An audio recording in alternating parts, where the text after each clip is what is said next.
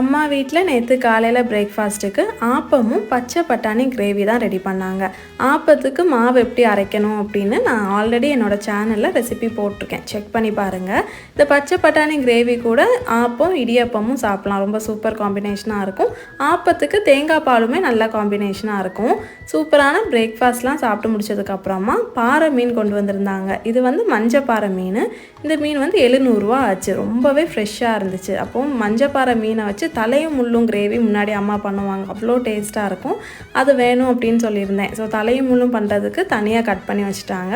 இன்னொரு சைடு வந்து மீன் ஃப்ரை பண்ணுறதுக்காக கட் பண்ணி வச்சுருந்தாங்க. லஞ்ச்லாம் சாப்பிட்டு முடிச்சதுக்கப்புறமா ஊரில் பயங்கர வெயிலாக இருந்துச்சு. அதனால் சூப்பராக ஒரு வாட்டர் மெலன் ஜூஸ் தான் போட்டு குடிச்சிட்டு இருந்தோம். இந்த வாட்டர் மெலனில் வந்து சுகர் எதுவுமே ஆட் பண்ணல. லாஸ்ட்டாக ஊற வச்சுருந்த சப்ஜா சீட்ஸை ஆட் பண்ணி மிக்ஸ் பண்ணி குடிக்கும் போது ரொம்ப சூப்பராக இருந்துச்சு. இதை மாதிரி தான் என்னோடய டே போச்சு. இன்னொரு வீடியோவில் சந்திப்போம்.